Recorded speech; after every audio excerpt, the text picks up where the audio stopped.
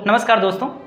अगर हम इस पूरे ब्रह्मांड को ध्यान से देखें, इस पूरी दुनिया को ध्यान से देखें, तो आप देखेंगे कि इस ब्रह्मांड में सारी चीज़ें एक निश्चित व्यवस्था से चल रही हैं। एक तार्किक, एक विशेष तर्क से सभी चीज़ें बंधी हुई हैं, जुड़ी हुई हैं। इसी वजह से गैलीलियो ने कहा था कि अगर ईश्वर हैं जिन्होंने इस ब्रह्मांड को बनाया है, तो ईश्वर एक महान गणितज्ञ होंगे, क्योंकि इतने तर्क से ये दुनिया बंधी हुई है, जिस तरह से चल रही है वो एक महान गणितज्ञ ही कर सकता है।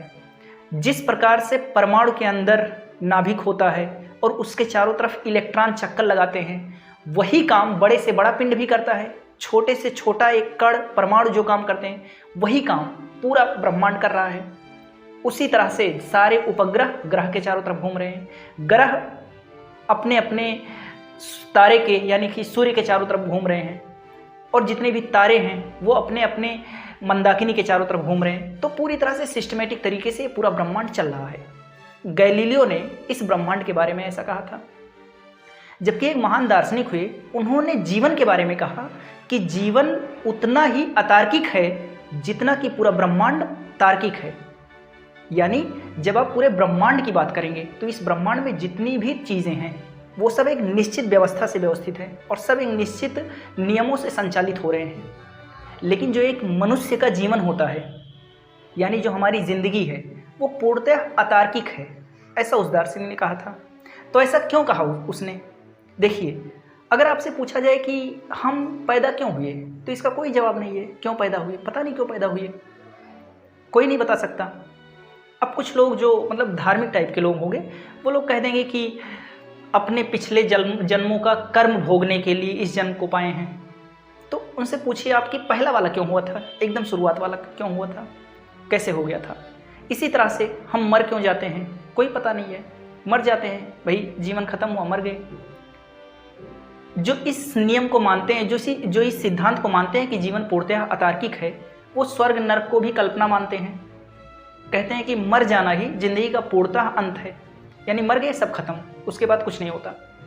सब लोगों ने केवल बना लिया है कि मरने के बाद भी ये होता है, वो होता है, वहाँ जाते हैं, यहाँ जाते हैं। इससे सुविधा उनको है, जो जिंदा है उनके लिए सुविधा है। कम से कम वो जानेगी कि हाँ ऐसा होता है मरने के बाद। मतलब कम से कम मान लीजिए किसी के परिवार में कोई मर गया, तो उनको ये सांत्वना तो है अंदर से कि हाँ कहीं ना कहीं ये होंगे अभी। तो इस सोच के साथ उन्हें थोड़ा सा रिलीफ, थोड़ा सा मतलब सुखद अनुभव हो जाता है। नहीं तो दुख की इंटेंसिटी उस समय बहुत ज़्यादा होती है। तो उस दुख को झेल पाएँ, इसकी वजह से शायद मतलब ये कल्पनाएं कर दी गई हैं। जीवन पूर्णतः अतार्किक है, उनका ये कहना था। तात्पर्य ये है कि जीवन में जितने भी रूल चलते हैं, जितने भी नियम चलते हैं, वो सब कुछ है नहीं नियम, मतलब पता ही नहीं है। हम पैदा क्यों हुए पता नहीं, मर क्यों जाते हैं पता नहीं। आपने अक्सर देखा होगा कि जो लोग अपने जीवन में बहुत मेहनत करते हैं, दो लोग साथ साथ में स्कूल में हैं। एक लड़का है बहुत मेहनती है, बहुत मेहनत से पढ़ता है।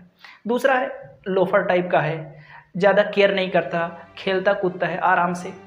अब क्या गारंटी है कि जो सीरियस लड़का है, जो हमेशा अपने मम्मी पापा का कहना मानता है, सब कुछ ठीक से करता है, वो जीवन में सफल ही होगा?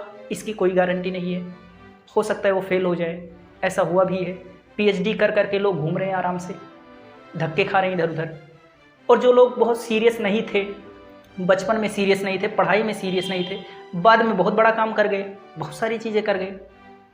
जो कभी सीरियस रहते ही नहीं थे किसी काम को लेकर, वो जीवन में बहुत सफल हो जाते हैं। तो इन सब बातों से लगता है कि जीवन अतार्किक है।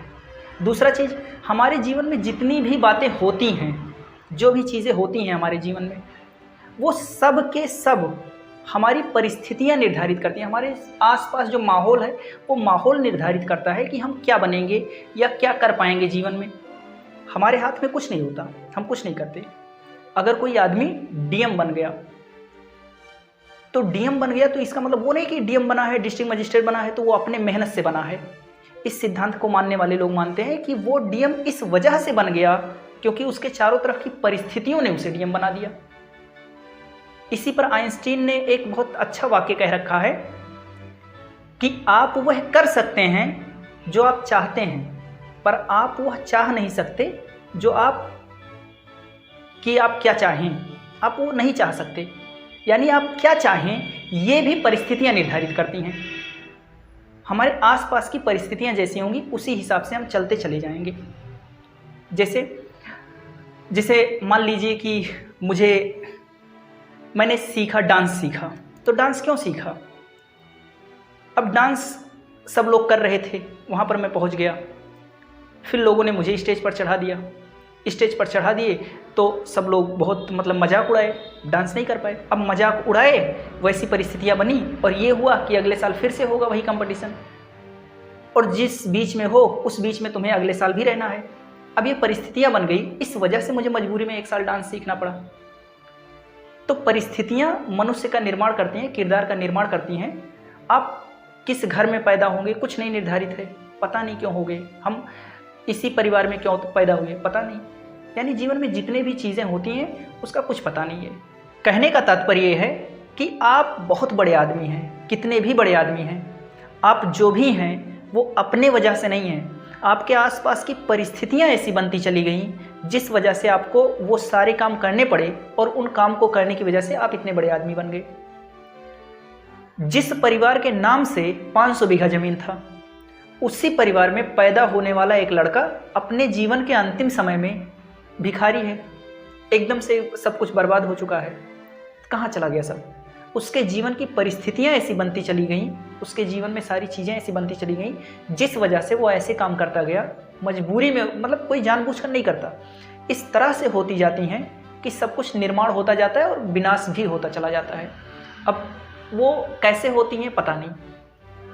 और इन सारी बातों को मिलाकर देखा जाए तो सच में ये प्रतीत होता है कि ये जो ब्रह्मांड है, ये जो दुनिया है, जो बाहरी चीज़ें हैं, वो पूर्णतः तार्किक नियमों से चल रही हैं, जबकि एक व्यक्ति का जीवन वो पूर्णतः अतार्किक है, कोई नियम ही नहीं काम करता।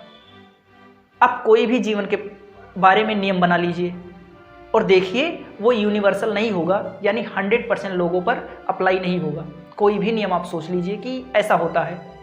अब दुनिया में कम से कम 100 एग्जाम्पल लीजिए, 1000 एग्जाम्पल लीजिए, आपका कभी ना कभी फेल होगा। और अगर कोई भी नियम मनुष्य के सभी मनुष्यों के जीवन पर लागू नहीं होता तो आप कह सकते हैं कि ये जीवन जो है वो अतार्किक है, इसको स्वतंत्र रूप से छोड़ देना चाहिए। भविष्य की चिंता नहीं करनी चाहिए, जो बीत गया उसको नहीं सोचना चाहिए, आज में प्रेजेंट में जीना चाहिए, और जो हमारा कर्तव्य दिख रहा है आज के समय में उसको मन लगाकर करते जाना चाहिए। इससे काफ़ी संभावनाएं हैं कि जीवन एक सही दिशा में चला जाएगा। बस यही तरह